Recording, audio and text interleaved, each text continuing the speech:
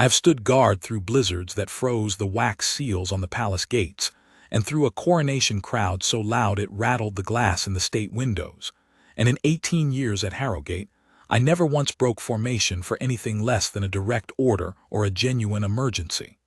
That is the truth every guardsman is raised on, the way carpenters are raised on plumb lines and square corners. You are furniture with a pulse, and the whole art of the post is convincing the world otherwise.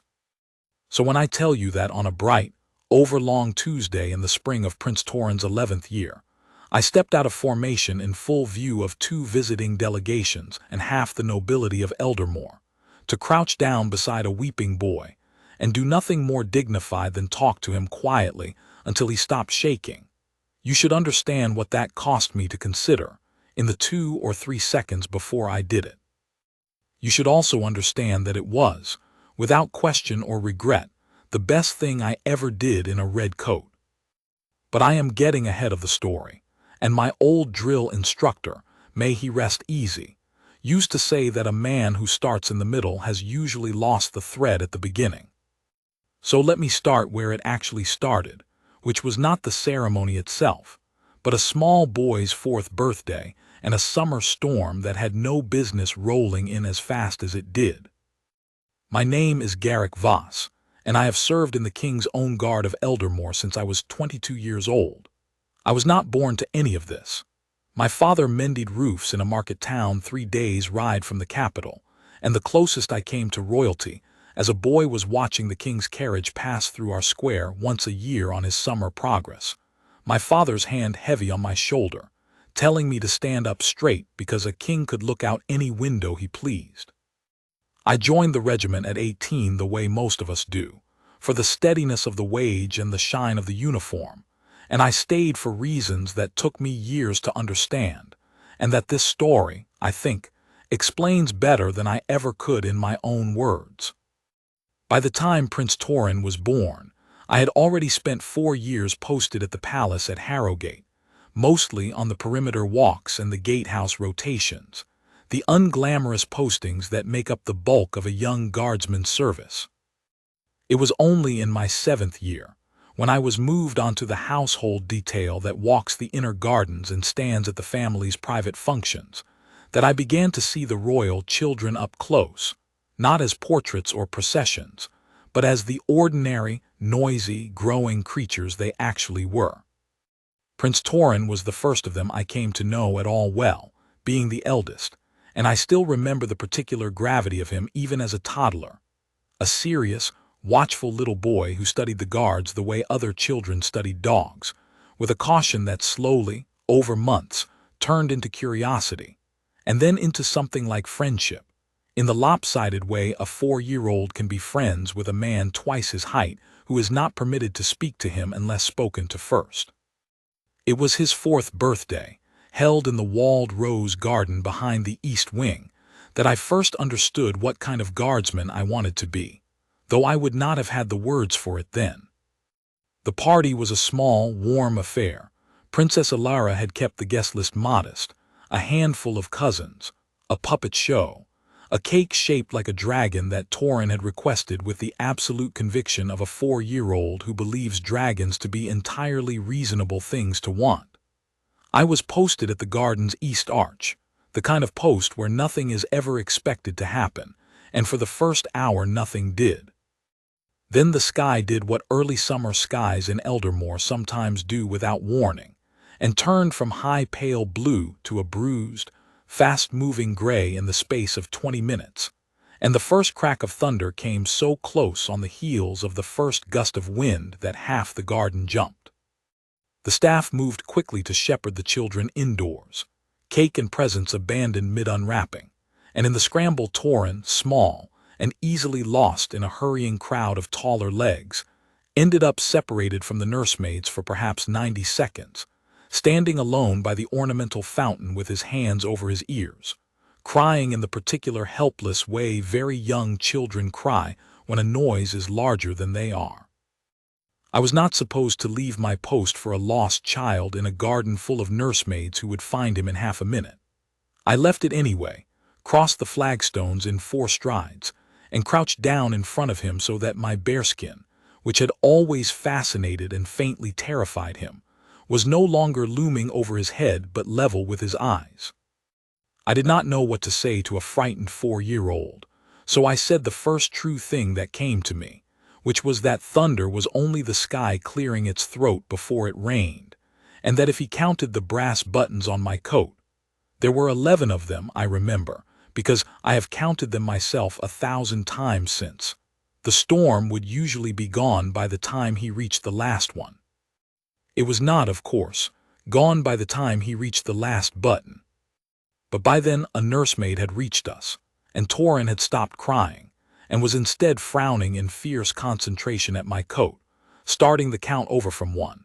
And that, as much as anything, is where this story truly begins, with a small boy discovering that counting could hold a storm at arm's length, and a young guardsman discovering that 18 inches of broken formation in the right moment could matter more than 18 years of perfect stillness. Nothing was ever said about it. No report was filed. No one reprimanded me. I do not believe Princess Alara, occupied with hurrying the other children indoors, even saw what had happened at the fountain. But Torin remembered, the way children remember the strange and specific kindnesses done to them long after they have forgotten the ordinary ones, and from that day on, whenever he passed me on the garden walks or the palace corridors, and later, as he grew older, whenever he was made to stand somewhere too long or wait through something too dull, he would find some private moment to tap 2 fingers against an imaginary row of buttons on his own coat. A small joke between us that no one else in Eldermoor would have understood, and I would tap 2 fingers back, and that would be the whole conversation, and it was enough. I tell you all this not because it is remarkable in itself. Every guardsman who serves a royal household long enough collects a handful of such moments, small threads of ordinary human warmth stitched quietly into the much larger, much stiffer garment of protocol. But because without it, I do not think I would have done what I did 7 years later, on the day of the Charter Renewal. When Torin was 11 years old, and the stakes of breaking formation were considerably higher than a rainstorm at a birthday party. The Charter Renewal is not a ceremony most people outside Eldermoor have heard of, and I will admit that even within the kingdom, it means more to the old families and the constitutional scholars than it does to the ordinary crofter or shopkeeper, who mostly experiences it as an extra holiday and an excuse to close the shutters and watch the procession. Once every 25 years, the founding charter of Eldermoor, the parchment, some 600 years old now, on which the first king of our line and the first assembly of guilds and lords set down the terms by which the crown would govern, and the people would be governed in turn, is brought out from the vault beneath the old chancery, read aloud in full in the great court of the palace at Harrogate, and resealed with fresh wax bearing the reigning monarch's mark, witnessed by the crown prince and, by tradition, by the eldest of the next generation old enough to stand for the whole of the right. That last clause is the one that mattered to us that spring. Torin had turned 11 in the winter, and 11, by a tradition so old that no one now living could tell you exactly why it had settled on that particular number,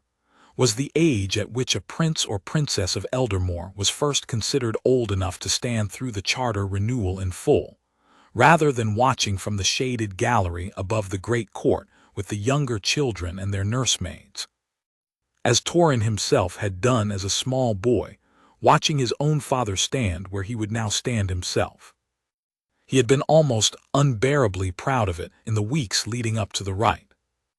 I heard about it second-hand, the way guardsmen hear about most things in a royal household, through the easy gossip of footmen and the offhand remarks of the family themselves when they pass a post and forget, for a moment, that the man standing there is listening to every word. Torin had apparently informed his younger sister Malin, with the solemn superiority of an older sibling handed a genuine honor, that this year he would not be watching from the gallery like a baby. He would be standing with father and grandfather in the actual court. And Malin, 9 and unimpressed by most things her brother found impressive, had reportedly told him that standing still for 4 hours sounded like the most boring thing she had ever heard of in her life, which had not dampened his enthusiasm in the slightest. I want to be honest about something here, because this is not a story about a wicked ceremony or a cruel tradition, and I would be doing everyone a disservice if I let you think otherwise. The Charter Renewal is a genuinely important, genuinely moving occasion, and Torin's eagerness to take his place in it was not misplaced pride, but something closer to love, love for his family, love for the strange old inheritance of duty that comes with being born who he was born. What happened to him that day was not the fault of the ceremony, or of his father, or of anyone's cruelty. It was simply the fault of an ordinary, unglamorous combination of things that happen to children everywhere. A very long day, a body too tired to keep pace with a determined heart, and the absence, at the one moment he most wanted her, of his mother. The morning of the renewal began, as these things do, hours before the ceremony itself. I was on the pre-dawn rotation that walked the great court perimeter while the household staff dressed it. Great swathes of blue and gold bunting hung between the stone columns. The ceremonial dais built up at the north end beneath the old carved eagle that has watched over every charter renewal since the third king of our line commissioned it. Rows of gilt chairs set out for the nobility and the foreign delegations, and at the center of it all, on a plinth of dark wood, the reliquary box that would carry the charter itself out from the vault. It was, even to a man who has seen every state occasion Eldermoor has held in the last 2 decades, a genuinely beautiful sight in the gray hour before sunrise, and I remember thinking, with no particular foreboding, that it would be a fine, clear day for it.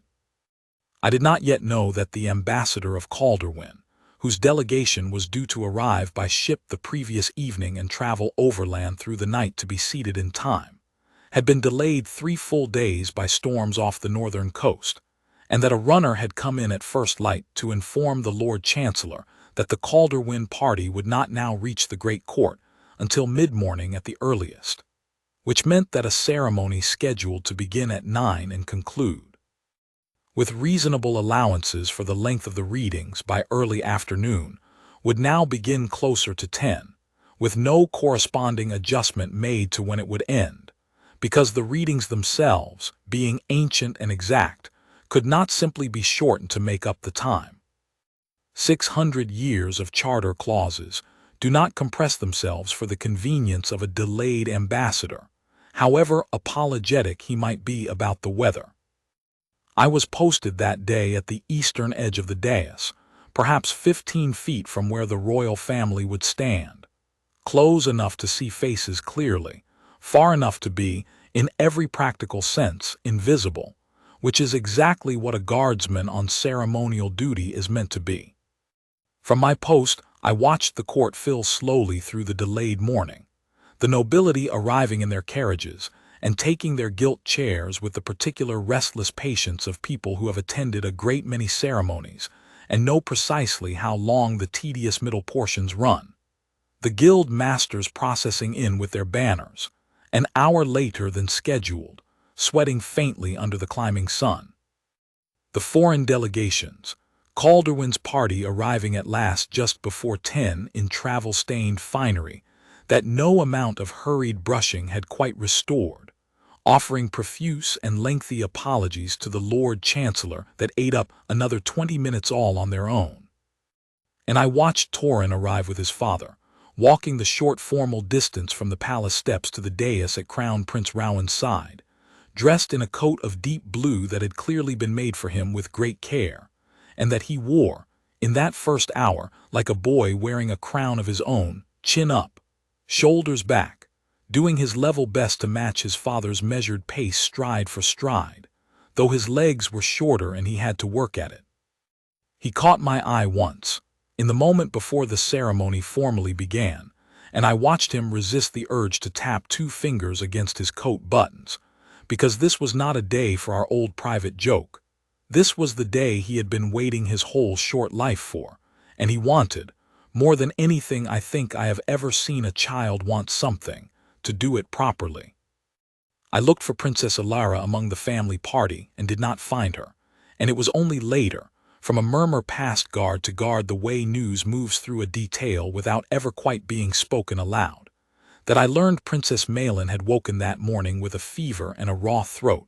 Nothing serious. The kind of ordinary childhood cold that comes and goes in a few days and leaves no mark on anyone. But Princess Alara had judged, reasonably, that a feverish 9-year-old should not be left with only the nursery staff on a morning when both her parents would otherwise be occupied for hours, and had chosen to stay with her at least through the worst of the morning, intending to join the court in time for the oath of renewal, the ceremony's central and most solemn passage, which fell roughly at its midpoint. I do not think Torin knew any of this yet, standing at his father's side as the Lord Chancellor rose to open the rite.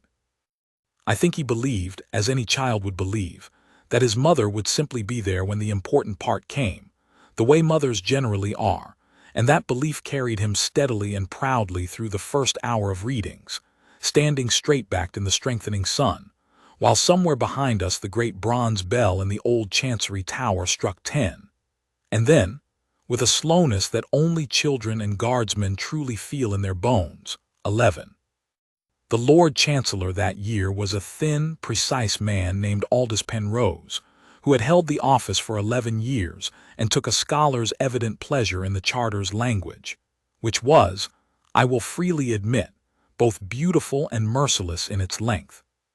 He read the preamble first, the 600-year-old sentences rolling out over the court in his dry, carrying voice, clause after clause on the founding of the guilds, the rights of the free towns, the bounds of the Crown's authority and the Crown's protection, each one older and more ornate in its phrasing than the last, and each one requiring, by tradition, a moment of silence after it was read while the assembled witnesses considered its weight before the next was begun. It is, I want to be clear, a genuinely moving thing to hear once you understand what you are hearing. 6 centuries of a kingdom's promises to itself, read aloud in the same courtyard where they were first spoken, by the descendants of the same families who first swore to them. I do not begrudge the ceremony its length. But I have stood through 4 charter renewals in my career, counting that one, and I can tell you with complete confidence that understanding the weight of 6 centuries of promises does very little to shorten the actual, physical experience of standing still in direct sun for 3.5 hours, particularly if you are 11 years old and have never done it before. I watched Torin's posture through that first stretch the way I watch everything on duty. In the sidelong, peripheral way, a guardsman learns to observe an entire courtyard without appearing to look at any single part of it. For the first hour he was, if anything, better than most adults present, chin level, hands folded, eyes moving attentively between the Chancellor and his grandfather, the way I imagine he had rehearsed in front of a mirror, or perhaps in front of Crown Prince Rowan himself, who has always been a patient teacher of these things with his children. King Alaric stood at the center of the dais throughout, upright and composed in the particular unhurried stillness that comes, I think, from 40 years of practice at exactly this kind of endurance. And beside him, Crown Prince Rowan stood holding the reliquary box's ceremonial key, which he would use at the appointed hour to unlock the case and lift out the charter itself for the reading proper,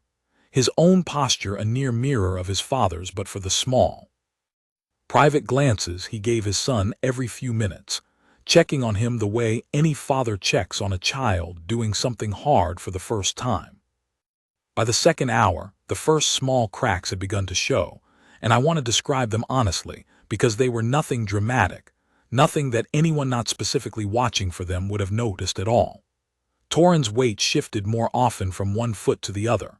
His hands, folded neatly at first, began to unfold and refold themselves every few minutes, a small fidget he was clearly trying, and mostly succeeding, to keep contained to his fingers alone. Twice he glanced back over his shoulder toward the gallery stairs, where the family's private entrance to the court let out near the northeast corner, the entrance his mother would use if she came. She did not come during the second hour. I do not think anyone expected her to. The oath of renewal, the passage everyone understood she was aiming for, did not fall until the ceremony's midpoint, still some way off. But I noticed, because it was my business that day to notice everything within 15 feet of the royal family, and to notice nothing that I was not asked about, that each time Torin looked back and did not find her, his shoulders dropped a fraction lower before he caught himself and straightened them again. The heat, too, was doing its steady, unglamorous work. It was a fine, clear day, exactly as I had predicted at dawn, which meant it was also a day with no cloud cover at all over a stone courtyard packed with several hundred people in heavy ceremonial dress. And by 11:30, the temperature had climbed enough that I could see the older members of the nobility fanning themselves with their programs, and the guild masters shifting inside their thick banner-bearing robes, and even King Alaric, whose composure I have genuinely never seen crack in 18 years of service, allowing himself the very small concession of loosening, by perhaps half an inch, the high collar of his ceremonial coat when he believed no one was watching him do it. Torin had no such small concessions available to him. He wore, like his father, the full formal blue, high-collared and long-sleeved, entirely unsuited to standing in direct sun for hours, and he wore it that whole second hour without a single visible complaint, which told me more about the boy than almost anything else I witnessed that day. I have guarded a great many children of great families over the years, and not all of them, I will say diplomatically, bear discomfort with anything like his grace. Torin simply set his jaw, the same way I had watched him set it 7 years earlier over a fountain in a thunderstorm, and endured. The runner came at a little past noon, during the reading of the guild clauses, the driest and most technical portion of the charter, concerning the ancient rights of the weavers and the stonemasons and the river trade, which even the guild masters themselves, I suspect, do not follow with total attention every 25 years. He was a young page, perhaps 16, moving along the edge of the court with the careful, unhurried urgency of someone trained never to look as though he is hurrying, and he made his way to where the family's senior lady-in-waiting stood a little behind the dais, and murmured something to her that I could not hear from my post, and she, in turn, after a moment's consideration, stepped forward just far enough to catch Crown Prince Rowan's eye during the brief pause between clauses, and passed the message on in a whisper too low for anyone but him to catch. I watched Rowan's face, because that is what I am trained to do, watch faces, read the small changes that pass across them before a man has time to compose himself, and I saw something move through his expression in the space of perhaps 2 seconds. A flicker of concern, quickly and deliberately smoothed away, replaced by the same steady public calm he had worn all morning. He gave the lady-in-waiting the smallest of nods, and she withdrew, and the Chancellor resumed his reading of the river trade clauses, and nothing about the surface of the ceremony changed at all. But something had changed, and I understood, watching Rowan's carefully neutral face over the next several minutes, that whatever the message had been, it concerned Princess Malin, and that it was not, whatever else it was, good news of the kind that would send Princess Alara hurrying to the court within the hour. I did not learn the specifics until much later. That Malin's fever, which had seemed mild and unremarkable at dawn, had ticked upward through the late morning. Nothing dangerous, nothing that would trouble a physician for more than a day or two. The ordinary rise and fall of a child's cold working its way through her small body, but enough that Princess Alara, watching her daughter's flushed face and listening to her thin, unhappy cough, had made the only decision a mother in her position could reasonably make, which was to stay exactly where she was for the time being, and to send word ahead that she would not, after all, be able to leave Malin's bedside in time for the oath of renewal. I do not know exactly how, or when Torin learned this. I have turned it over many times since, wondering whether Rowan found some quiet moment during the ceremony to lean down and tell him gently, sparing him the worse fear that something more serious might be wrong, or whether Torin simply understood it the way children often understand things, by watching the adults around him and reading what was not being said. What I do know, because I watched it happen from 15 feet away, is the exact moment it landed on him. It was perhaps 20 minutes after the runner had come and gone, deep in the guild clauses, the sun now almost directly overhead and merciless, when Torin's eyes went, for perhaps the 10th time that morning, to the northeast gallery stairs, searching for a mother who was not coming, and this time, instead of straightening his shoulders afterward the way he had every time before, he simply did not. His chin dropped very slightly. His hands, which had been doing their small, contained fidget all morning, went still, folded tightly together in front of him, the particular stillness of a child working very hard to hold something in rather than the stillness of a child at ease. And when he glanced, a moment later, toward his father, hoping I think for some small reassurance, Rowan was in the middle of accepting the reliquary key from the Chancellor's steward, both hands occupied, his attention necessarily and entirely fixed on the ceremony's next grave step, unable in that instant to give his son so much as a glance. That is the thing about ceremonies of state that I do not think outsiders always understand, and that I came to understand slowly over years of standing at the edges of them. The family are not free during these hours in the way an ordinary family is free to comfort one another. They are, for the length of the rite, instruments of it, hands that must hold the key at the correct moment, voices that must speak the correct words, postures that must be maintained not for their own comfort, but because an entire kingdom, and in this case 2 foreign delegations besides, is watching to see whether the old promises are still being kept with the old seriousness. Crown Prince Rowan could not go to his son in that moment, not because he did not want to, and I watched his face closely enough in the seconds after to know exactly how much he wanted to, but because the ceremony had, quite literally, put the charter of a 600-year-old kingdom into his hands, and a kingdom's charter is not a thing a man may set down mid-oath to comfort a child, however much his heart might argue otherwise. I have thought a great deal since about what makes a guardsman useful in moments like that one, and I have concluded that it is very simply this. We are, in the strict formal sense, the only people standing near the royal family during a state occasion who are not actually part of it. We are furniture, as I said, but furniture has one advantage that participants do not. Furniture, within certain limits, can move without anyone quite noticing that it has moved. I did not act in that moment. I want to be honest about that too. I watched Torin's chin drop and his hands go still, and his father's occupied hands close around the ceremonial key, and I did nothing at all, because the guild clauses were still being read,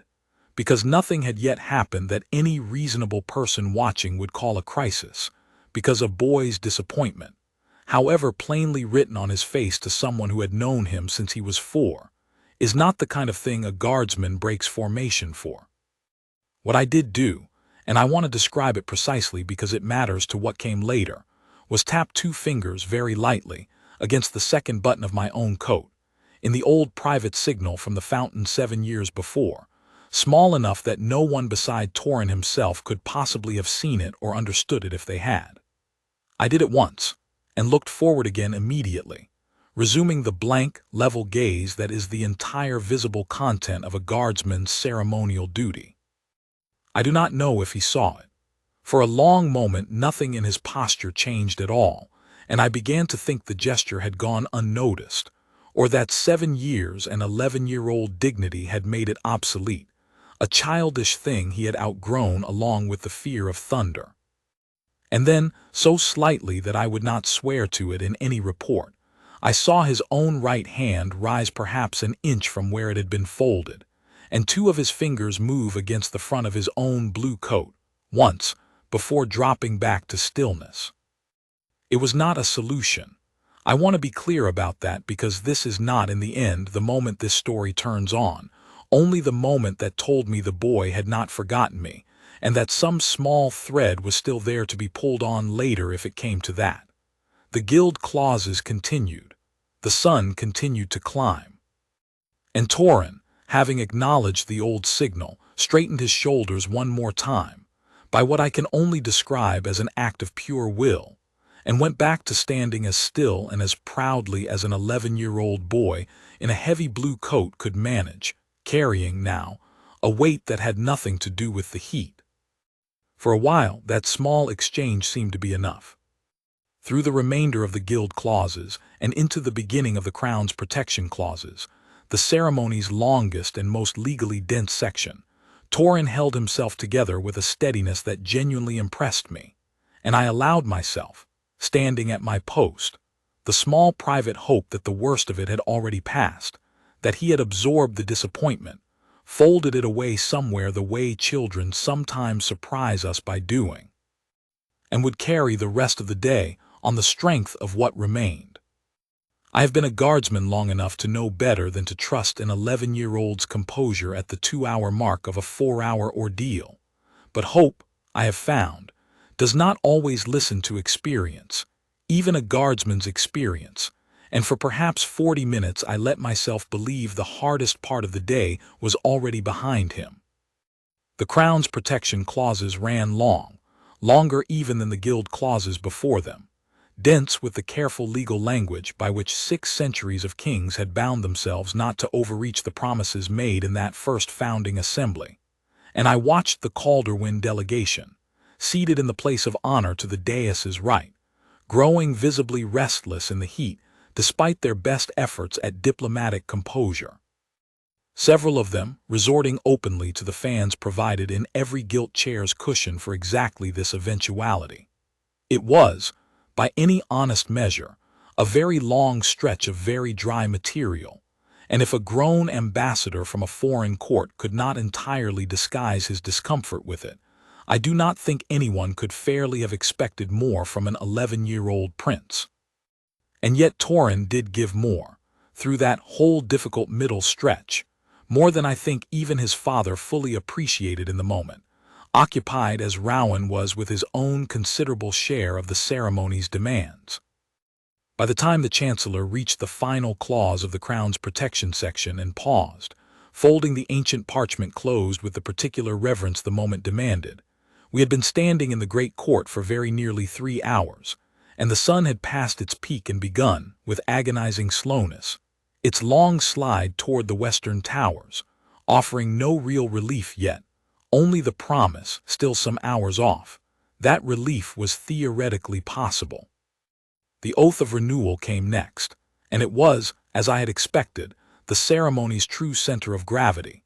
the moment every other clause and reading had been building toward, in which the reigning monarch, the crown prince, and by tradition the eldest of the next generation old enough to stand for the full right, would each in turn lay a hand upon the open charter and speak the ancient words binding themselves to its terms for another generation. I had watched Torin rehearse a version of this, weeks earlier, in the privacy of the East Wing's long gallery, his father guiding him patiently through the words and the gesture, and I remember thinking at the time how seriously he had taken it, repeating the short, formal phrases over and over until his father judged them perfect, the way another boy his age might have practiced a sport he loved. The Chancellor called the family forward, and King Alaric stepped first to the reliquary, laid his hand flat upon the open charter, and spoke the oath in a voice that carried, unamplified, to every corner of the great court. A voice I had heard speak those same words once before, 25 years earlier, when I had been too young a guardsman to have been posted anywhere near enough to hear it myself, and had only read the accounts afterward. Crown Prince Rowan followed, his hand joining his father's on the parchment, his own voice steady and clear, and then it was Torin's turn, and I watched him step forward from where he had been standing, alone now, without either parent flanking him for the first time all day, and cross the short distance to the reliquary on legs that I could see, from 15 feet away, were not entirely steady beneath him. He laid his small hand on the charter beside his father's and grandfather's, and he spoke the oath's short passage, the portion reserved for the heir not yet come of age, a promise to learn the charter's terms and to hold them in his heart until the day he too would be called to renew them for his own children, in a voice that shook only very slightly, at the very end, on the final word, and that I do not believe more than a handful of people in that entire vast courtyard were positioned closely enough, or attentively enough to have noticed shaking at all. I noticed. I do not believe his father did, occupied as he necessarily was with his own hand still resting on the parchment, his own part of the oath not yet fully concluded. But I noticed, and my chest ached with something that had no proper place in a guardsman's posture, watching that small hand lie flat and brave against 600 years of promises, entirely on its own. When it was done, and the chancellor pronounced the oath renewed, a low sound moved through the great court that was not quite applause, because applause is not the custom at so solemn a moment, but was instead a kind of collective exhale, 100 small murmurs of approval and satisfaction rippling out from the nobility and the guild masters, and even, I thought, from the Calderwin delegation, who might have understood perhaps one word in 3 of the archaic language, but understood perfectly well what they had just watched a boy accomplish. Torin stepped back to his place with color high in his cheeks, and for one clear, shining moment I watched something like pure relief and pure pride move across his face in equal measure, the particular joy of a child who has done a hard thing correctly and knows it. I felt it too, standing at my post, a foolish swell of something very close to a father's pride for a boy who was not my son and never would be, and I let myself believe, in that moment, exactly what I imagined Torin himself believed, that the hardest part of the day was now, genuinely and finally, behind him. The oath was the ceremony's summit. Everything that came after it, by every account I had ever heard of a charter renewal, was descent. The resealing, brief and largely ceremonial, the closing procession, the slow, grateful dispersal of a very tired, very hot crowd toward shade and refreshment and the ordinary business of the afternoon. I believed, and I think Torin believed, that he had already done the hardest thing that would be asked of him that day, and that the rest was simply a matter of walking gently downhill. We were both wrong, though neither of us could have known it yet, and the reason we were wrong had almost nothing to do with tradition or protocol, and everything to do with the entirely ordinary, entirely human fact that the Calderwin ambassador, moved by what he had just witnessed and eager to demonstrate his delegation's genuine regard for Eldermoor despite the awkwardness of their delayed arrival, had prepared, and had, it turned out, prepared at very considerable length, a formal address of gratitude and goodwill to be delivered immediately following the resealing, a courtesy that was traditional in its broad outline, but that no one, I think, had quite anticipated would run to nearly 25 minutes of florid, well-meant, and exhaustingly thorough diplomatic prose. Delivered first in the ambassador's own tongue, and then, out of consideration for the assembled Eldermoor nobility, translated in full a second time by his attending scholar. I watched the resealing itself pass quickly enough, the fresh wax prepared and warmed, King Alaric pressing his signet into it with the same unhurried gravity he had brought to everything else that day. The charter closed once more into its reliquary box to be returned, at the ceremony's true conclusion, to the vault beneath the old chancery for another 25 years. It should have been, by every schedule anyone had drawn up that morning, very nearly the end. And for perhaps 90 seconds, while the wax was warmed and the seal was pressed, Torin stood in the particular loose, relieved posture of a boy who believes he is nearly done, shoulders lower than they had been in an hour, the fierce concentration of the oath draining slowly out of him, and leaving, underneath it, for the first time all day, the plain and simple exhaustion he had been holding at bay since well before the ceremony had even begun. And then the Calderwin ambassador rose and unfolded a sheet of paper that was, even from where I stood, visibly and alarmingly dense with writing on both sides, and began, in a rich, unhurried, genuinely well-intentioned voice, to speak. I do not fault the man. I want to say that plainly, because it would be easy, telling this story, to make him into some small villain of poor timing, and he was nothing of the kind. A courteous, careful diplomat doing exactly what his position and his genuine goodwill toward Eldermoor required of him, offering a tribute that under any other circumstances would have been received with warm and unhurried gratitude. It was simply, catastrophically, the wrong moment for it, arriving as it did directly on the heels of the ceremony's emotional summit, when every adult in that courtyard, let alone every child, had already spent whatever reserve of patience the morning had left them, and had been quietly, privately counting on the resealing to be the last demand made of their attention that day.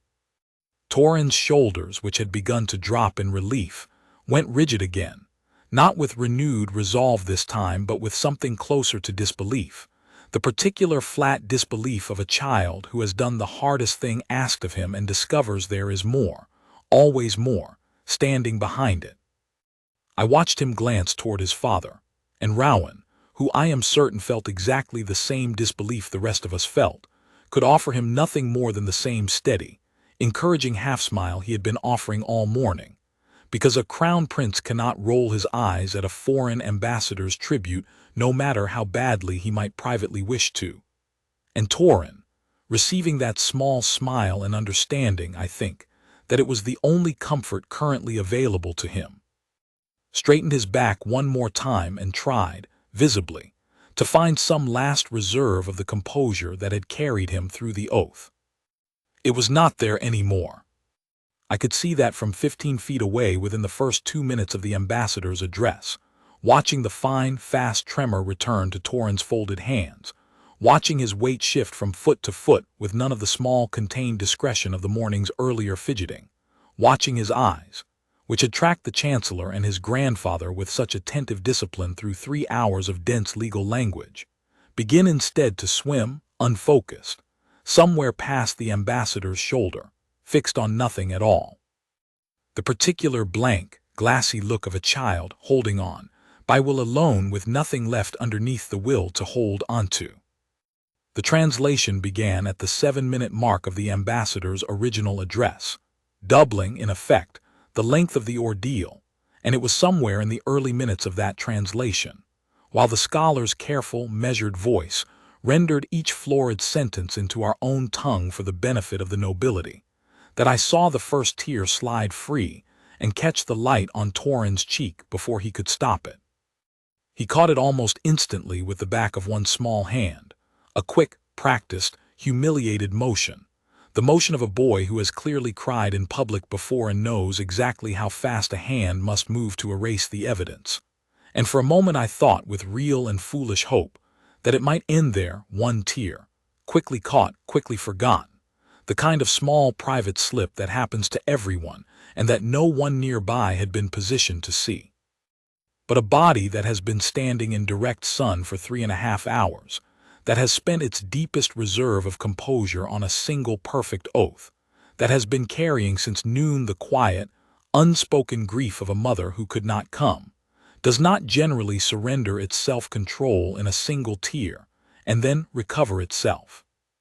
It surrenders in a flood once the first crack has opened, and that is exactly what began to happen to Prince Torin, 11 years old, standing in the great court of the palace at Harrogate in front of 2 foreign delegations and the assembled nobility of his own kingdom, with a diplomatic tribute still being translated, sentence by careful sentence, over the top of his silent, mounting distress. He did not sob. I want to be precise about that, because it matters to what happened next, and because I think it is part of why so few people around him noticed for as long as they did. He cried the way I imagine he had been taught, without ever being told so in words, that a prince of Eldermoor was permitted to cry in public if he absolutely could not help it. Silently, almost motionlessly, his jaw clenched hard enough that I could see the small muscle working at its corner, his breath coming in short, careful pulls through his nose so that his shoulders would not visibly shake. His eyes fixed determinedly forward on some point past the ambassador's shoulder, so that no one following his gaze would find anything there worth remarking on. It was, in its own terrible way, an extraordinary act of discipline for a boy his age, and it broke my heart rather more than open sobbing would have, because open sobbing at least announces itself and asks plainly for help. This asked for nothing. This was doing everything in its power to be invisible and very nearly succeeding. The tears kept coming regardless of the effort behind his stillness, sliding one after another down a face he could no longer fully control, no matter how expertly he controlled the rest of himself. And by the third or fourth of them, his sleeve, raised too often to his cheek in small, furtive swipes, had begun to draw the attention it was trying so hard to avoid. I saw a woman in the second row of the nobility's chairs, an older dowager whose name I never learned, lean very slightly toward her neighbor and murmur something behind her fan, her eyes on Torin. I saw one of the younger guild masters glance twice toward the dais with an expression that was not unkind, exactly, but was curious in the particular unhelpful way a crowd's curiosity always is. 100 small private wonderings beginning to gather into the kind of attention that a proud, humiliated 11-year-old boy would have given almost anything to avoid. I looked, without moving my head, toward Captain Selwyn Drake, who commanded the ceremonial detail that day and stood posted some 10 feet to my left, near enough that I knew he had at least as clear a view of the dais as I did. Selwyn had been my superior for 6 years by then, a broad, quiet man who had come up through the ranks the same hard way I had, and if there was one guardsman in that entire great court who I trusted to understand exactly what was happening in front of us without needing it explained, it was him. I caught in the very corner of my vision the smallest possible shift in his own gaze, a fraction of a degree toward the royal dais and back, and I understood that he had seen it too, and that he was, in that moment, wrestling with precisely the same impossible calculation I was. Because here is the calculation, and I want to lay it out honestly, the way I turned it over in perhaps 4 or 5 seconds that felt, standing there, very much longer. A guardsman on ceremonial duty does not move. That is not merely custom. It is the entire function of the post, the visible proof, offered to a watching kingdom and 2 foreign delegations, that Eldermoor's crown stands protected by men who cannot be distracted, cannot be provoked, cannot be moved by anything short of genuine danger, not by heat, not by tedium, not by a diplomatic tribute running 25 minutes past its welcome, and certainly not by the ordinary, undramatic sight of a tired child's private distress. To break that stillness for anything less than danger is to say, in the clearest possible language a guardsman has, that the thing happening in front of him matters more than the discipline he has sworn his life to. It is not a decision made lightly, and it is not one a guardsman is generally permitted to make at all. And yet, I thought, in those 4 or 5 seconds, of a fountain 7 years earlier, and of 11 brass buttons, and of the particular fierce, humiliated stillness with which Torin was currently failing to hide what every instinct in him was screaming to release. I thought of his father, close enough to see and powerless to reach him, his hand still resting near the closed reliquary, bound by the same iron logic of the ceremony that bound the rest of us. I thought of Princess Ilara, absent through no failure of love, but through the ordinary, blameless demands of a sick child at home, who would have crossed that courtyard in half a second if she had been standing where I stood. And I understood, with a clarity that arrived all at once rather than building slowly, that I was, at that specific moment, in that specific 15 feet of stone, the only person in the entire great court of Harrogate who was both close enough to reach him and free enough in my duties to actually do it. That is not arrogance. I want to be careful about how I say this, because it would be easy to make myself sound, in the telling, more important than I was. I was not the only person who loved that boy, and I was certainly not the only person capable of comforting him. I was simply, by the accident of my posting and the peculiar freedom that comes with being furniture rather than a participant, the only person positioned to act without derailing 6 centuries of solemn tradition in front of a watching kingdom. Everyone else who might have gone to him was, in one way or another, chained to their own role in the ceremony still unfolding.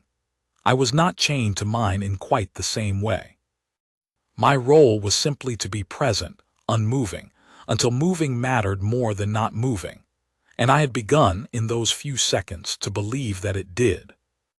I looked once more at Captain Selwyn Drake, and found that he was already looking back at me, and I have thought many times since about how much passed between 2 guardsmen in that single-held glance, standing at attention, neither of us permitted by any written rule to acknowledge what we both understood was happening. He did not nod. I want to be honest about that too, because I have told this story before to men who assumed he must have given me some clear signal of permission, a captain absolving his subordinate of the consequences before they were incurred, and it was not so simple as that. What he did in that half a second was hold my eyes for a beat longer than a passing glance requires, and then look, very deliberately, away, toward the far side of the court, toward some other quadrant of his responsibility, releasing me, in the only language available to either of us, from his direct observation. I understood it exactly as it was meant. He was not ordering me forward. He was not authorizing anything, because he had no authority to authorize the breaking of so basic a rule of ceremonial conduct, not even for a captain of the guard.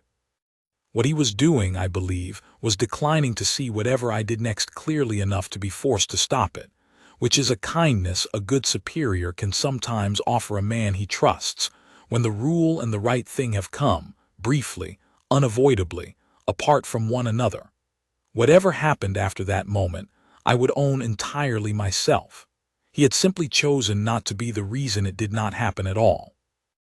The ambassador's scholar continued his translation, unaware and unhurried, somewhere in the middle of a long sentence concerning the enduring friendship between Calderwin and Eldermoor.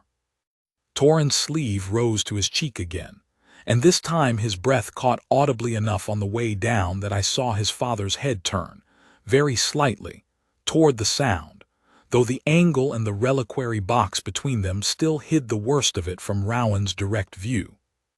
And I understood that whatever window remained for quiet, contained intervention was closing, that within another minute or two, either the whole court would notice what a handful of us had already noticed, and the boy's humiliation would become public and total, or his father would break his own composure trying to reach him across a distance the ceremony's blocking made nearly impossible to close quickly, disrupting the rite in a far more visible and far more damaging way than anything I might do. So I moved. I did not march, and I did not hurry in any way that would have drawn the eye of a court already half distracted by a lengthy translation. I stepped out of the line exactly as a guardsman is trained to step forward when a genuine duty requires it. A single smooth pace, unhesitating, the kind of movement that reads, to anyone glancing over without particular attention, as simply part of the ceremony's choreography rather than any departure from it.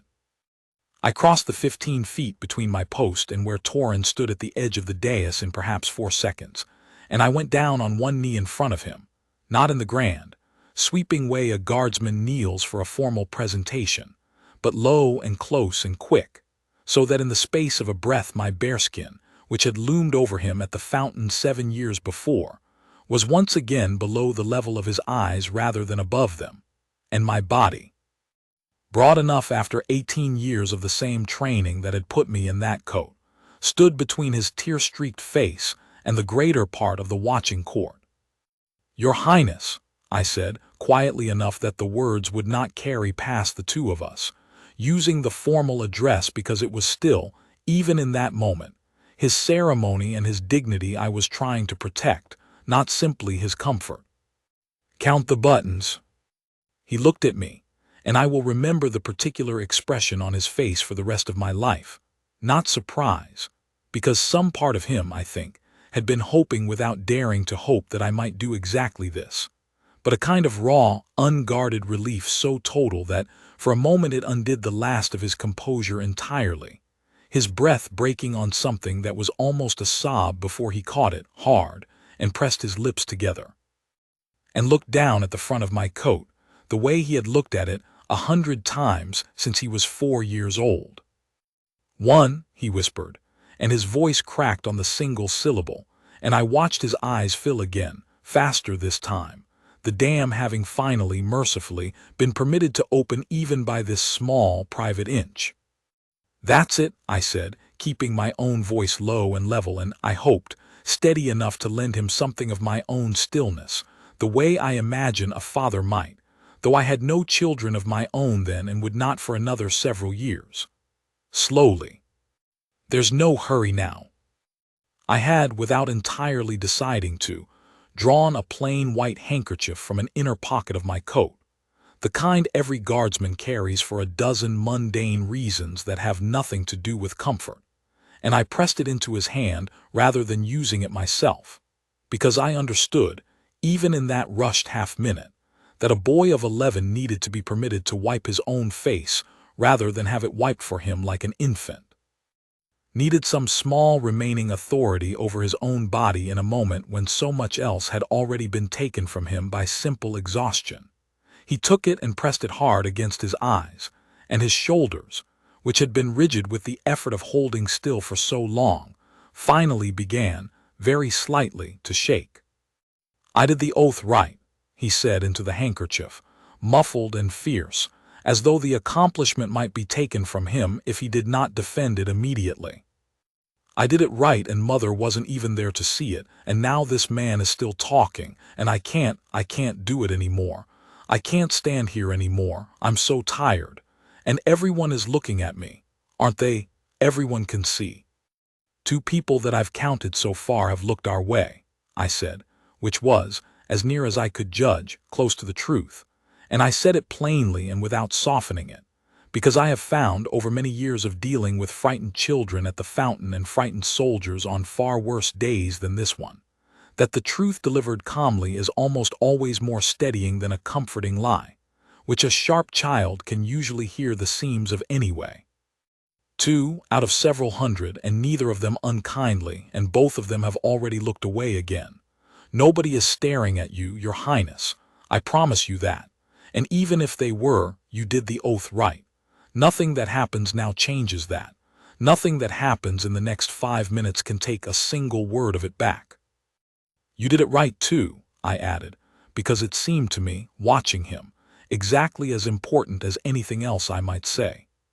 You stood in that sun for 3.5 hours, and you said every word of a very old, very hard oath without your voice breaking until the very last syllable. And I have stood at more of these ceremonies than I can easily count, and I have seen grown men manage less. Your mother is going to hear about every part of it, and she is going to be prouder of you than she has ever been of anything, and none of that changes one particle whether you cry right now over a man who has been talking for 25 minutes about friendship between 2 kingdoms. That's not weakness. That's just a very tired boy at the end of a very long day, and there is nothing wrong with that, and there never has been. He lowered the handkerchief far enough to look at me over the top of it, his eyes red-rimmed and still wet, but no longer swimming with the particular blank panic I had seen in them a few minutes earlier, and something in his face steadied, not all at once, but perceptibly, the way a small boat steadies once it has finally found the shelter of a harbor wall. "Buttons," he said again, more firmly this time, and pressed on, counting them one by one with his eyes fixed on my coat exactly as he had at 4 years old, his breathing gradually finding its own rhythm again beneath the count, the way I had learned, entirely by instinct that first summer storm and confirmed 100 times since in 100 smaller moments, that counting something fixed and ordinary can do for a mind that has run out of room to hold anything else. I do not know how long I stayed there, 30 seconds, perhaps, or close to a minute, which is a vanishingly small span of time in the ordinary run of a day, and an almost impossibly long one for a guardsman to remain out of formation during a state ceremony. I was aware, distantly, the whole time, of the Calderwind scholar's voice continuing its measured translation somewhere behind me, of the low murmur of several hundred people whose attention was, for the moment, still mostly and mercifully fixed on the dais rather than on the small tableau at its edge. I did not look around to check who might be watching us. I had made my decision already, and looking around to gauge its cost would have done nothing but steal attention from the boy in front of me, which was the entire point of having made it. When Torin reached the 11th button, the last one, his breathing had evened, and the worst of the shaking had passed out of his shoulders, leaving behind only the ordinary bone-deep tiredness of a child who has cried hard and briefly, and is now simply spent. He handed the handkerchief back to me, an oddly formal gesture that made something in my chest ache all over again, and said, in a small voice that nonetheless had more steadiness in it than it had carried in several minutes, "Keep it. In case I need it again." "You won't," I told him, and folded the handkerchief and set it deliberately into his own coat pocket rather than mine, so that it was his to keep, his own small piece of armor for whatever remained of the afternoon. "But you're right to want it near, just in case. That's not the same as needing it."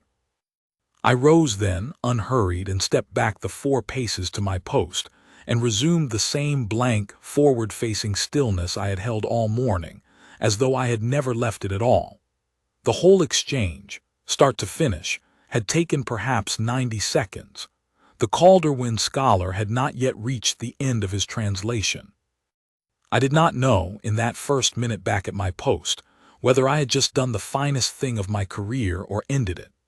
I had broken formation during a state ceremony, in full view of the crown and 2 foreign delegations, without orders and without any authority beyond my own judgment that the moment required it.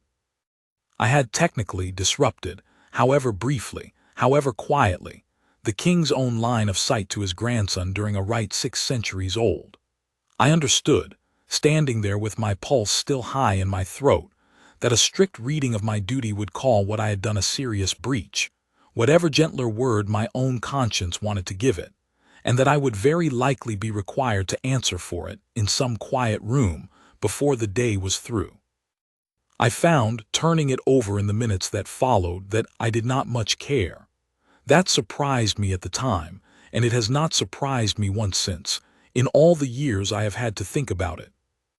A man can carry a great deal of uncertainty about the consequences of a choice and still feel, in the deepest and most settled part of himself, entirely certain that the choice was right, and that is exactly the strange, steady peace I stood with for the remainder of that ceremony, whatever else might come of it. I watched Torin through the rest of the ambassador's tribute, which mercifully drew to its close within another 5 or 6 minutes, and I watched the boy's posture hold, not perfectly, not with the crisp, rehearsed formality of the morning's first hour, but with the ordinary, sustainable steadiness of a child who has been allowed to feel what he was feeling and has come out the other side of it lighter rather than more broken. He kept one hand, I noticed, resting very slightly against the pocket where I had placed the handkerchief, an unconscious small anchor, and once, during the last minutes of the ambassador's address, I saw him glance toward me briefly, and I let the very corner of my mouth move, not quite a smile, not anything a stranger watching would have called anything at all, and he looked forward again, steadier for it. King Alaric, I learned only afterward, had in fact seen the whole of it. I had assumed, in the moment, that his attention, like his son's, would necessarily be fixed on the reliquary and the closing formalities of the resealing, and for the most part it had been. But a monarch who has sat at the center of that court for 40 years develops, I think, a particular peripheral awareness of everything happening within it, the same trained sidelong vigilance a guardsman develops, only turned toward different ends, and he told me himself, much later, that he had caught the movement of my step out of the corner of his eye in the instant I took it, and had understood immediately, before I had even reached the boy, exactly what I intended to do and exactly why. He said he had thought in that instant only one clear thought, which he repeated to me almost word for word months afterward in a conversation I will describe shortly, and the thought was this: good. The closing procession, when it finally came, some 20 minutes later, was mercifully brief by comparison with everything that had preceded it. The reliquary carried back toward the old chancery vault by the chancellor's own attendants, the royal family withdrawing from the dais in the same formal order they had arrived in, the nobility and the guild masters, and the two delegations rising at last from chairs they had occupied for the better part of 4 hours. A great collective loosening of shoulders and stretching of legs moving through the great court, like a long, grateful sigh given physical form. Torin walked out at his father's side exactly as he had walked in, chin level, back straight, and if his eyes were still faintly reddened, I do not believe more than a handful of people close enough to notice thought anything more of it than the ordinary toll of a very long, very hot morning, which was, after all, no less than the truth. I was relieved from my post perhaps 40 minutes later, once the court had cleared and the household staff had begun the long work of dismantling 4 hours of ceremony, and I confess, I spent most of that 40 minutes bracing myself for a summons from Captain Drake, or worse, from somewhere further up the chain than that. It did not come immediately, and by the time my rotation ended and I made my way back toward the guardhouse to change out of the ceremonial coat that had grown, by then, unbearably heavy in the afternoon heat, I had half convinced myself that whatever consequence was coming would arrive quietly, the following day, in the form of a formal note requiring my presence before some review I had no real defense to offer against, because I had none I wished to offer. I had done what I had done knowingly, and I was prepared, whatever came of it, to own it without excuse. What actually came, instead, arrived far sooner than I expected, and in a form I had not anticipated at all. I had just changed out of the heavy ceremonial coat and into the lighter working uniform we wore between duties, and was crossing the guardhouse yard toward the armory to return my rifle to its rack, when one of the palace footmen found me, slightly out of breath, and informed me that Crown Prince Rowan wished to see me, at once, in the small anteroom off the East Wing gallery. I remember the walk there with unusual clarity, the particular quality of dread that settles over a man who believes he is about to be told, politely and formally, that a fine career has come to an end over 90 honest seconds he would not, even so, have chosen to spend any other way. Rowan was alone when I was shown in, still dressed in the last of his own formal blue though he had shed the heavy outer coat, standing near the tall windows with his back half to the door, and he turned when I entered and crossed the room to me directly, close enough that I understood, before he had said a single word, that whatever this meeting was, it was not the reprimand I had braced myself for. "Voss," he said, and stopped, and I watched a man who had spent the entire morning holding a 600-year-old kingdom's worth of composure visibly search, for a moment, for words that did not come easily to him. I could not go to him. I want you to understand that first before anything else. I saw what was happening to my son from 12 feet away, with my own hand still on the charter, and there was nothing at all that I could do about it in that moment, and I have never in my life felt more useless standing so close to someone I love. "Your Highness," I began, uncertain in that moment, whether I was meant to apologize or explain myself or simply stand and receive whatever came next, but he shook his head, cutting me off gently. "Let me finish," he said. "I watched you step out of that line. I felt my own heart stop, I will tell you honestly, because I did not, in the first half-second, understand what you were doing, and some old instinct in me thought something was wrong, that there was some threat I had missed. And then I understood, and I have not, in 11 years of being this boy's father, felt gratitude the way I felt it in that moment, watching a man I have trusted with his life step forward and do the one thing I could not do myself." He paused, and something in his face, still faintly stricken with the memory of his own helplessness, eased slightly. "You broke a rule today that exists for very good reasons, Voss. I want you to know that I understand exactly what it cost you to consider, and exactly what it might yet cost you, if anyone with less sense than my father decides to make an issue of it. And I want you to know, before any of that is decided, that I would not have had you do a single thing differently, not for all the protocol in Eldermoor. I did not entirely trust my own voice in that moment, and so I said only that I had done what seemed right, and that I understood if there were consequences to answer for regardless. There will be no consequences, Rowan said, with a firmness that told me the matter had already, somewhere in the space of the last hour, been settled well above either of our heads. My father saw everything. He has already spoken to Captain Drake. As far as the guard's official record is concerned, you left your post for a moment to attend to a member of the royal family in evident distress, which is, if you read the standing orders carefully enough, precisely within a guardsman's discretion, and precisely what you are there for. There will be no note in your file, Voss. There will be, if my father has anything to do with it, and I promise you he does, a note of commendation instead. I confess that hearing this did more to unsteady me than the ceremony itself had managed all morning, and it took me a moment to find any appropriate reply at all. What I finally said, I remember, was simply that I hoped Torin was recovering well, which was, in truth, the only thing I actually wanted to know.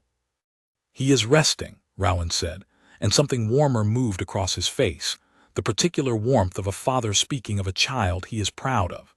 He told me the whole of it himself, on the walk back from the court, not because he thought he had done anything wrong, but because he wanted me to know what you had said to him, word for word, as near as an exhausted 11-year-old can manage. He is very taken, Voss, with the idea that nothing that happened afterward could take back a single word of the oath. I think he will carry that thought a good deal longer than he carries the tiredness. It was then that he told me briefly about the buttons, that Torin, in his account of the afternoon, had described the counting as an old private game between us, going back years, and Rowan admitted, with a small, rueful laugh, that he had never once heard of it before that afternoon, that his son had apparently kept an entire small friendship quietly folded away from the rest of the family for 7 years, the way children sometimes do with the things that matter to them most. "I am grateful to you for more than today," he said.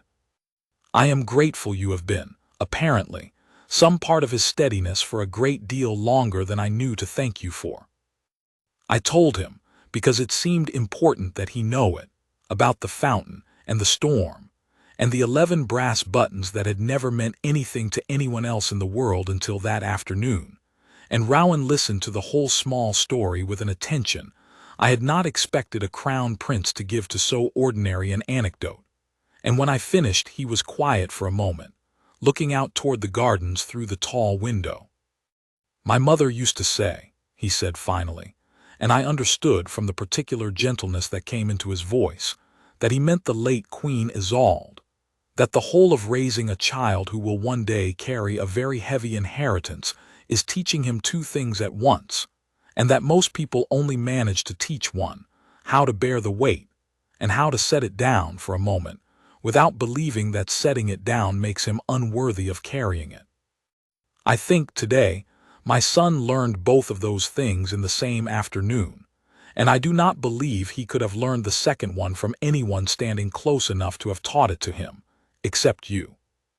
I did not know, standing in that small anteroom with the afternoon light coming gold and low through the tall windows, how to answer a thing like that.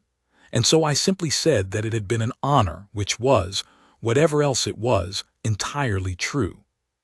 I found Captain Selwyn Drake himself later that same evening, in the guardhouse mess after most of the detail had gone off to their quarters, and I confess I approached him with more caution than I had approached Crown Prince Rowan,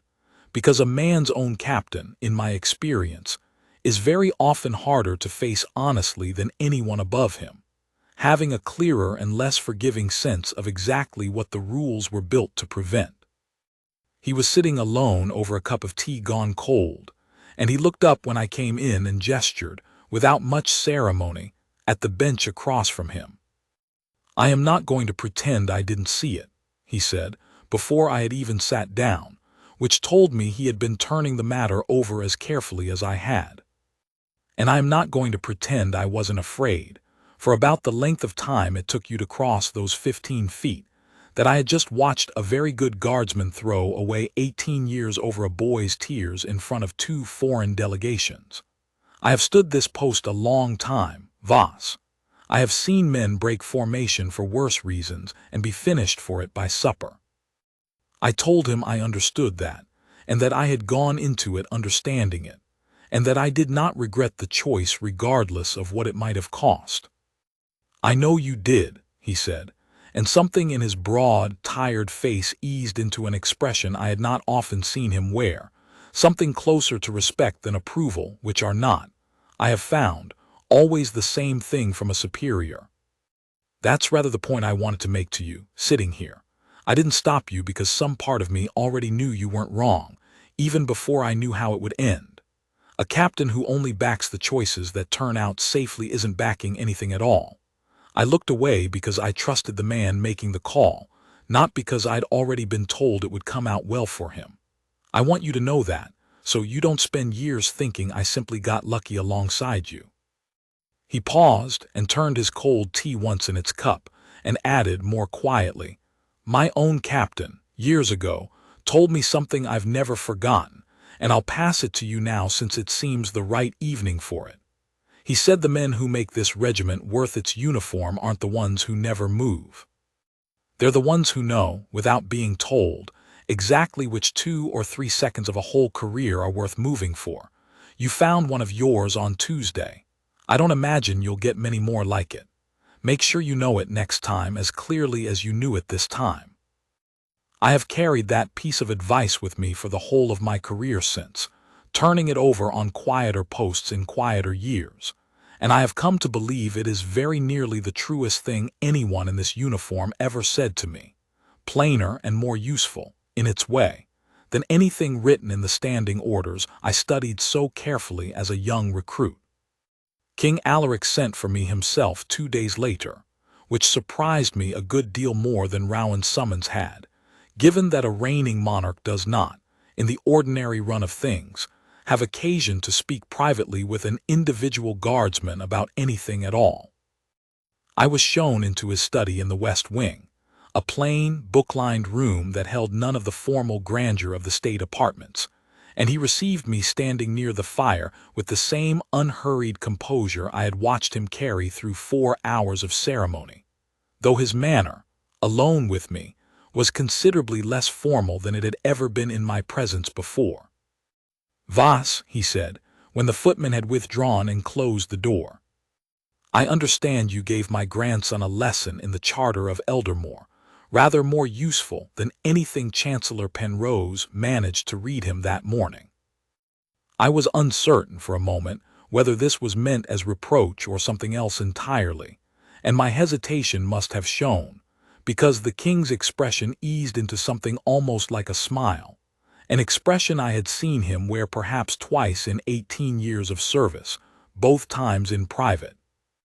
"I am not summoning you to be scolded," he said. "Sit, if you like. No, I see you'd rather not. Very well, stand then, but hear me plainly. I have presided over a great many ceremonies in my reign, Voss, and I have watched a great many men perform their duties around me with perfect, admirable stillness. What I watched 2 days ago was a man understand, correctly, in the space of perhaps 5 seconds, that stillness is not the point of the uniform. It is the tool of it. The point of it is what that uniform is for, and what it is for, before it is for anything else, is the protection and the care of the people it stands closest to. You did not fail your post that morning. You fulfilled it more completely than anyone else standing in that court, myself included." I told him because it seemed owed to him that I had genuinely believed, in the moment I stepped forward, that I might be ending my career, and that I had made the choice regardless because it had not seemed, weighed against the boy in front of me, much of a choice at all. "That," the king said, "is precisely why I have no interest whatsoever in ending it.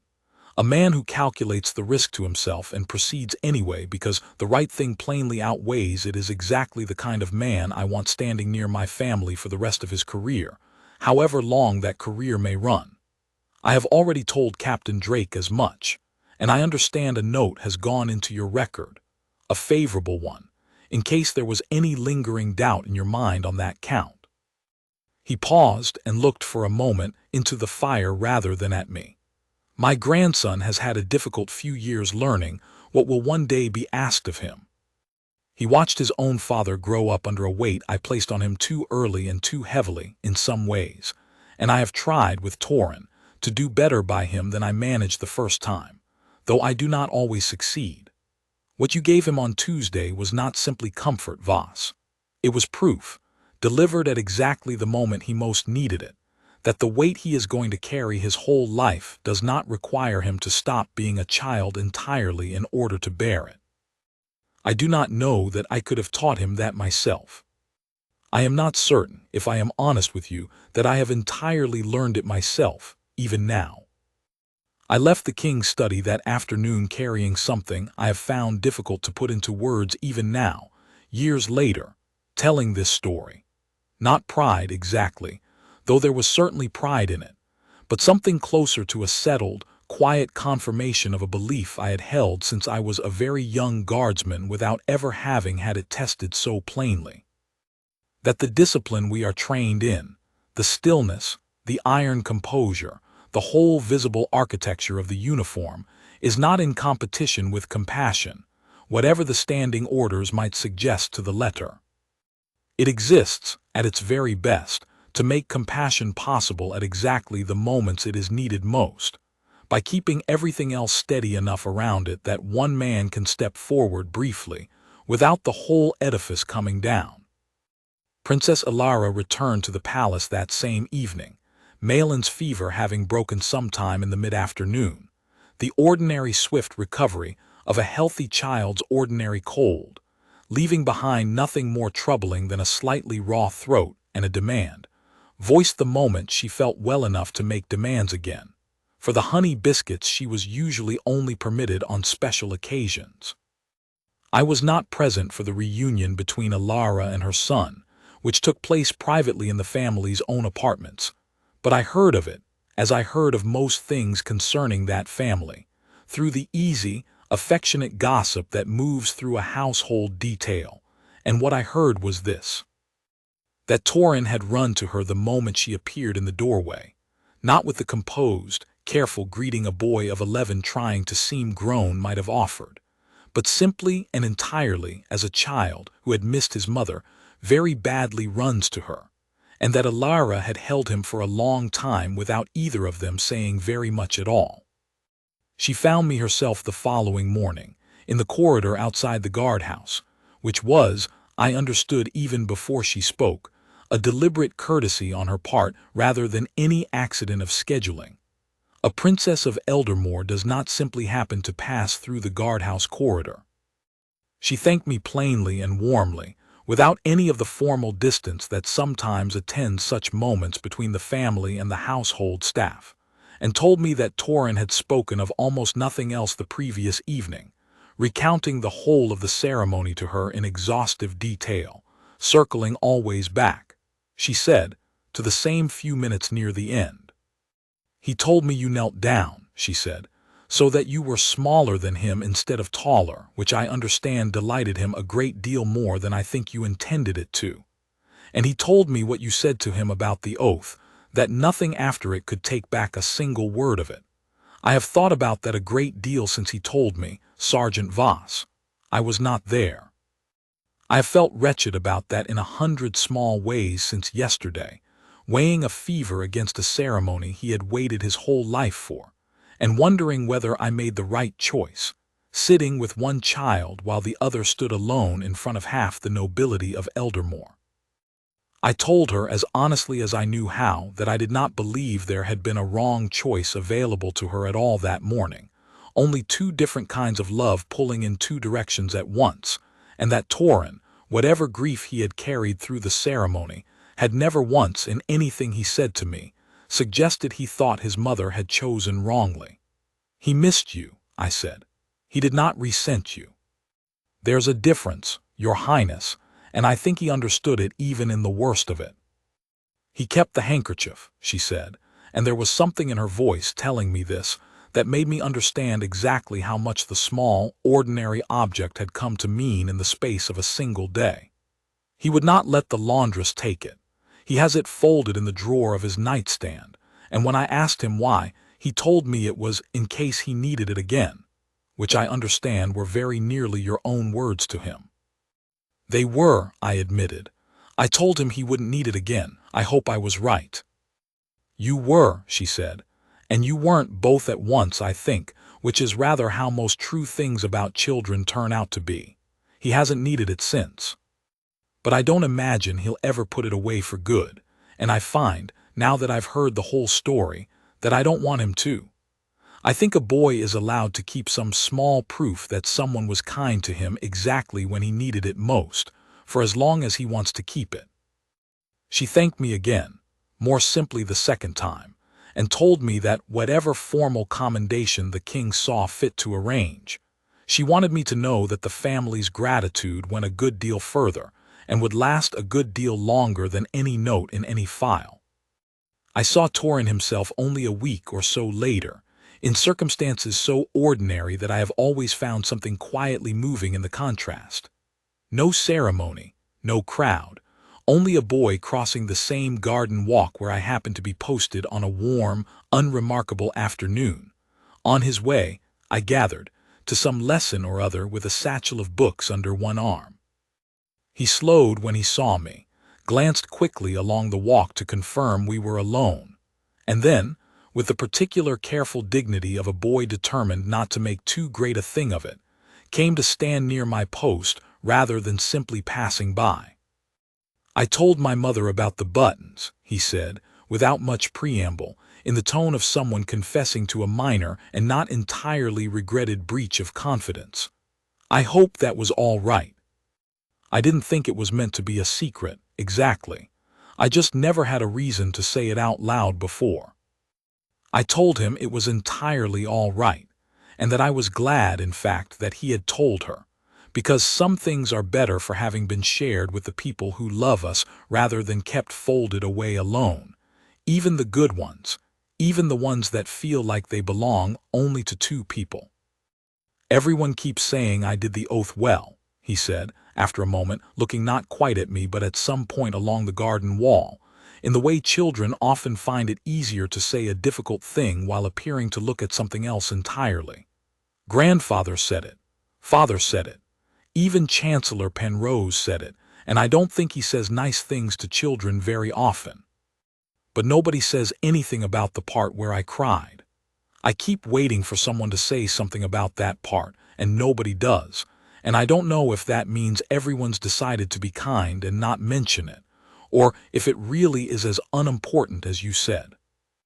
It was, I thought, exactly the right question for an 11-year-old to ask, and it deserved an honest answer rather than a comfortable one.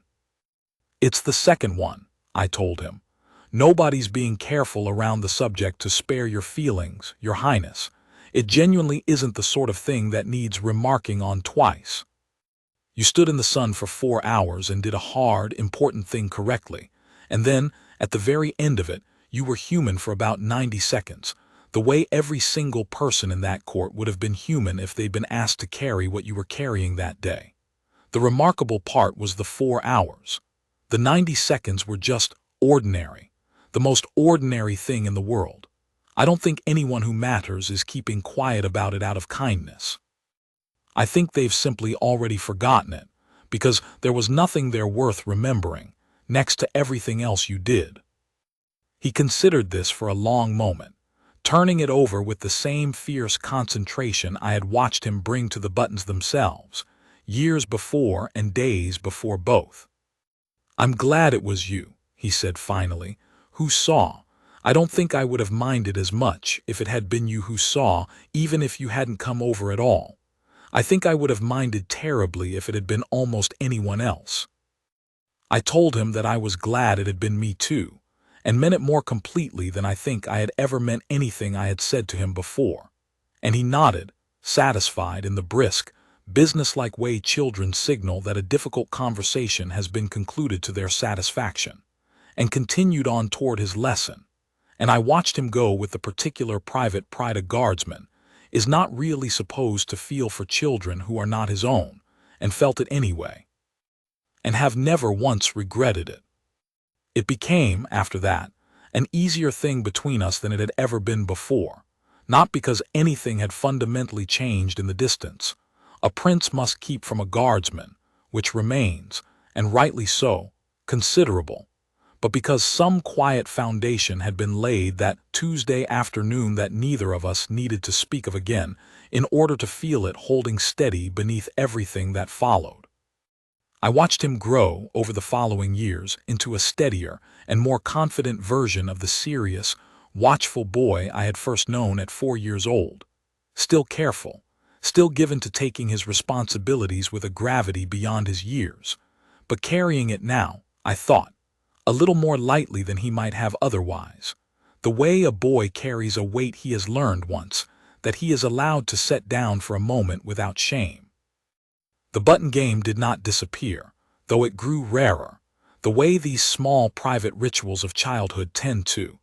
appearing now only at the genuinely long or genuinely difficult occasions, rather than the ordinary tedium of an average week.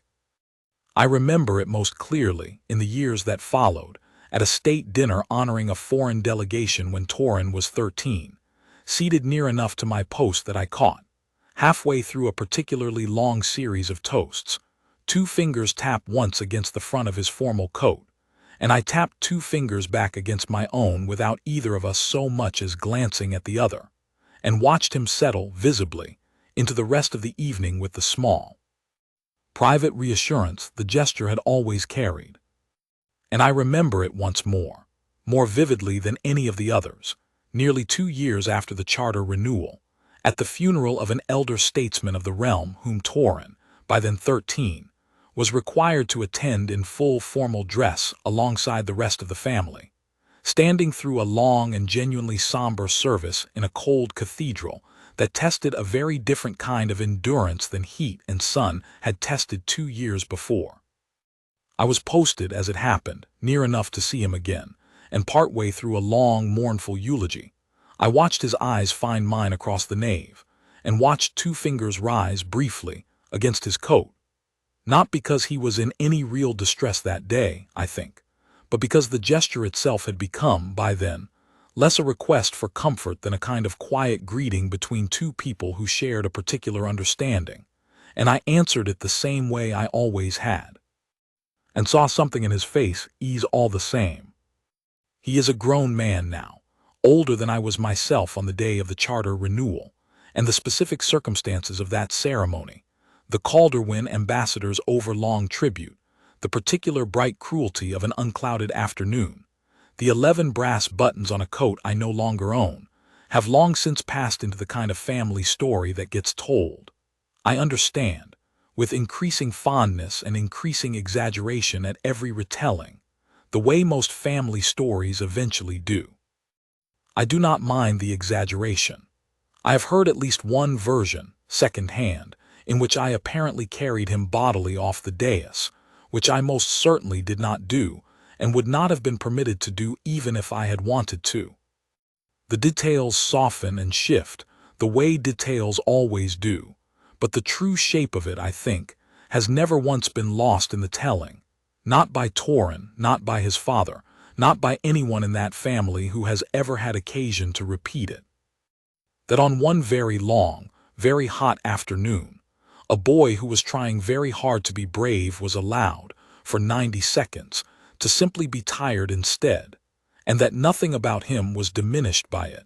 not in the eyes of anyone whose opinion he had any real reason to value. I have had a good many years now to think about what that afternoon actually taught me, since it has become, without my ever quite intending it to, the story I am asked to tell most often when younger guardsmen new to the household detail want to know what the posting is really like, once you have stripped away the tall bearskin and the polished buttons and all the other outward shine of it. I tell them what I told Torin himself, standing in that garden a week after the Charter Renewal, though I have refined the words a good deal in the retelling over the years, that the stillness is not the whole of the job and was never meant to be. It is the discipline that makes the job possible. It is not the job itself. A guardsman spends years, in the ordinary run of training and service, learning to be furniture, to stand for hours without complaint, to let insult and heat and tedium and every ordinary discomfort of a long, difficult post pass across him without leaving a visible mark, to be, in every outward sense, entirely unmoved. It is a genuinely hard discipline, and I do not want anything in this telling to suggest I think less of it now than I did the day I first pinned the coat's brass buttons closed over my own chest at 22. I believe in that discipline as much now as I ever did. I believe a kingdom is genuinely, meaningfully safer for having men trained to stand exactly that still, exactly that long, without breaking. But I learned, that Tuesday afternoon in the great court of Harrogate, that the stillness is a means and never an end, and that a guardsman who has forgotten the difference, who has come to believe that not moving is itself the whole of his honor, rather than simply the shape his honor most often takes, has lost something essential about why any of us put the coat on in the first place. We do not stand still because stillness is holy. We stand still because it is, almost all of the time, the steadiest and most useful thing we can do for the people we have sworn to protect. And on the rare occasions when it is not, when the steadiest, most useful thing a guardsman can do is instead to move, quickly and quietly, toward a frightened child that no one else in an entire crowded courtyard is free to reach. Then the same discipline that taught him to hold still for 4 hours is exactly what allows him to recognize the moment stillness has stopped serving its purpose, and to act instead, without panic, without drama, and without ever losing sight of the dignity of the person he is trying to help. I do not believe I would have made the choice I made that day if I had not spent 18 years, by then, learning exactly what stillness was for. It was not despite my training that I stepped out of that line. It was because of it, because 18 years of watching faces, of reading the small true signals beneath a carefully composed surface, of understanding precisely how much weight a person can carry before the weight becomes the thing that breaks them, had taught me to see, in perhaps 4 or 5 seconds, exactly what was happening to an 11-year-old boy who was doing everything in his power to hide it. The discipline gave me the eyes to see it. The honor, I like to think, gave me the will to act on what I saw, whatever it might cost me. Neither one alone would have been enough. I think of Princess Ilara's words to me often, standing in that corridor the morning after, about the 2 different kinds of love pulling in 2 directions at once. The love that stays by a sick child's bedside, and the love that would have crossed a crowded courtyard in half a second if it had been free to. I think most of us, in the end, carry some version of that same divided love through the whole of our lives, torn between duties that each deserve our full attention and cannot always both be given it. And I do not believe there is any clean answer to that tension, only the ordinary, imperfect work of doing our best by everyone we love, one difficult choice at a time, and trusting the people around us to help carry what we cannot reach ourselves. That, I have come to believe, is very nearly the whole of what a good household serves to provide, not the absence of hard choices, but a net of people, family and household and guard alike, wide enough that no single person's absence, however painful, ever leaves a child entirely uncaught. Torin is a young man now, not yet come fully into the weight his birth will one day ask him to carry, but closer to it every year, and I have watched him grow into someone I believe will bear that weight with a steadiness that has nothing brittle in it, the particular flexible strength of a person who learned early, and gently. That strength and softness are not opposites, whatever the old stories about kings and princes sometimes suggest. I do not take credit for that. He would have grown into exactly the man he is becoming with, or without, a guardsman's kindness on one long afternoon of his 11th year. He had a father and a mother and a grandfather who loved him fiercely and taught him well, long before I ever crouched down at a fountain to count buttons with him, and long after. But I am glad, more than I can easily say, to have been some small part of it. One ordinary Tuesday when an old private joke between a boy and his guardsman turned out to matter rather more than either of us could have guessed the first time we played it.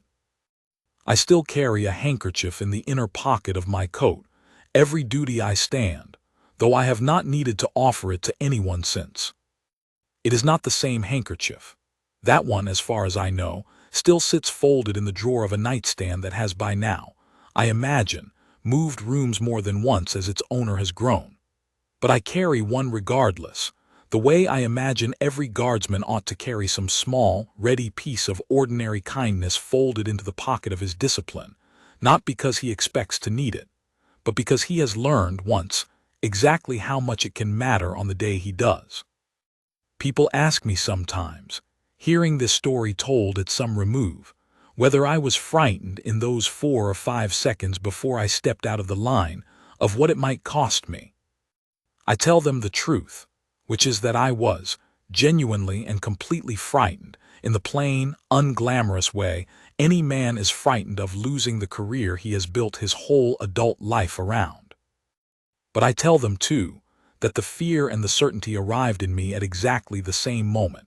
standing side by side rather than in any real contest with one another, and that I have come to believe that is what courage generally is, whatever the old songs about fearless soldiers might prefer to claim, not the absence of fear, but the plain, quiet decision that something else matters more than the fear does, made in the handful of seconds before there is time to talk yourself out of it. I do not know how many more years I will stand this post before some younger guardsman takes my place at the edge of whatever ceremony the kingdom next asks its royal family to endure. But I know that whenever that day comes, I will carry with me, more than any medal or commendation the king saw fit to add to my record, the memory of a boy's small hand closing around a folded white handkerchief, and the particular, unrepeatable relief in his face when he understood that someone had seen him, plainly, exactly as tired and as human as he actually was, and had thought no less of him for it, had, if anything, thought a great deal more. That, in the end, is the whole of what I have to tell you about the day Prince Torin cried in the great court of Harrogate, in front of the assembled nobility of Eldermoor and 2 foreign delegations besides, and about the guardsman who broke 18 years of iron discipline to kneel down and count buttons with him one more time. It was never really a story about a broken rule. It was a story about what the rule had been for all along, finally understood, for 90 seconds, exactly when it mattered most. I would not trade those 90 seconds for anything else I have done in this uniform, and I do not believe, whatever comes after this, that I ever will.